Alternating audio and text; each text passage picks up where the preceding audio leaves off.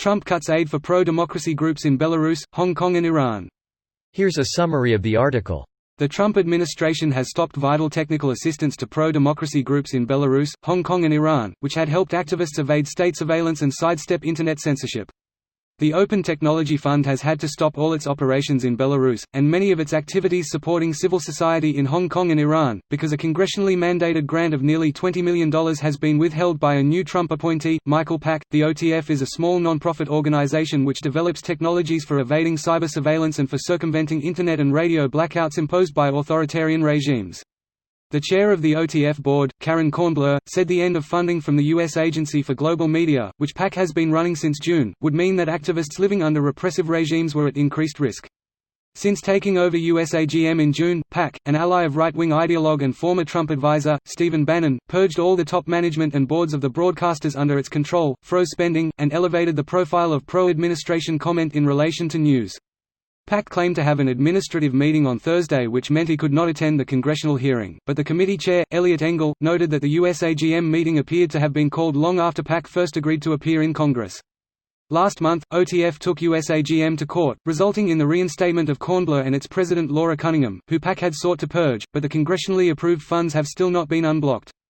Grant Turner, the former chief financial officer and acting USAGM CEO, said that PAC's funding freeze had created chaos. This post received a score of 28,000, with an upvote ratio of 92%. Here are the top comments in response to this article.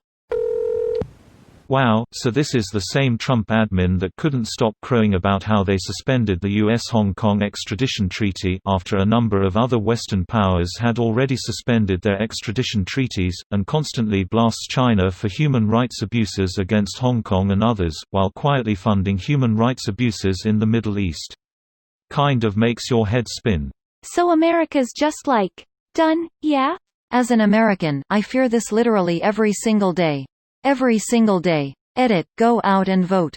If all else fails, take to the streets and have your voice heard. Civil war could be on the horizon. Sad face. There's a really great podcast called It Could Happen Here that talks about a second civil war, and it's a really great take on how it could go if it were to happen. It was released in March and some of situations are spot on. I was immediately hooked within minutes. Gonna add this to my fuel pile for the daily existential crisis spiral. This one is big for it. Seriously, I don't really have anxiety. And this dude gives me hardcore anxiety. It's so fucking terrifying. I live in a constant state of anxiety. This year has really put it through the roof, that's for sure. Since I'm already prescribed Adderall for being a pro sleeper, I don't get the anti-anxiety stuff, and I'm just incredibly alert while I watch the world burn down and obsessively read the news. Good times. Hang in there, comrade. Yeah, my use of marijuana has gone up during the last year. The background is Trump is pissed that USAGM, U.S. Agency for Global Media, aka U.S. foreign propaganda arm, for not being propagandistic enough.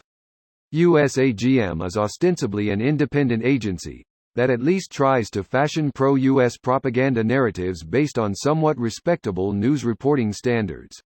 TLDR. Traditional state-level propaganda isn't biased enough for current admin. They want full-blown fake news machine. Of course, U.S. conducts foreign influence abroad, including the aforementioned places. Greater than Bannon thinks Radio Free Asia kowtows to China. RFA keeps making up lies that are debunked within hours on an almost daily basis. How is that not extreme enough for them? I still remember an article on this sub that sourced Radio Free Asia saying that some Chinese doctor was kidnapped.